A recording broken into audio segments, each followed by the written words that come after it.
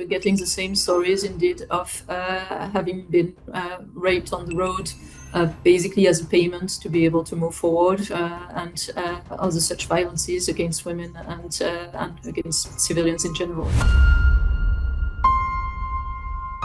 بس يرجعون تيت دل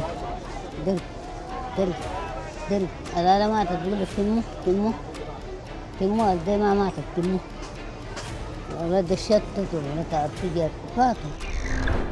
At the moment, it's actually impossible to get any information from الفاشر. So most of the information that we're getting is actually from villages around الفاشر and between الفاشر and Tawila. And that's where we can identify that there is at least 10 to 15,000 people in these areas which are not getting access to humanitarian aid, and that we could actually reach if the security on the roads was possible. So there's a strong request for advocacy with the different parties present along these roads so that they can indeed ensure that humanitarian aid can reach these people, or that at least we can send trucks there to bring them back to Tawila where they can be supported. Unfortunately, there's quite a few orphans coming in. Numbers are about like 150, 170 what we call unaccompanied minors, so meaning children indeed without their families. They're being taken care of by the community, obviously, but the community is already quite stretched and trying to support their own kids.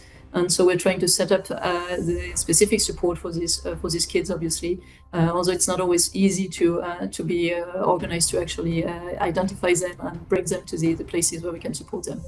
So for the few thousand people who have arrived in the past few days, we are able to provide the first basic needs, such as distributing kits for them to build up a shelter, making sure that they are in an area where we can bring water. But it has to be very clear that this is very often to the detriment of other people who were there before, because we didn't have enough aid from the beginning to actually support the 250,000 people, the 500,000 people, who actually arrived in the past 6 months. So there is a drastic under coverage of the needs here in Tawila. It's been going on for months, and we need indeed further support to come, both in funding from donors and in possibilities for what we call the pipelines from the UN, which are the convoy with humanitarian aid, with food, with equipment for access to water and sanitation, with an element for nutrition for kids. We need these to come in bigger numbers and to be allowed to cross the different areas leading to Tawila to reach the people here.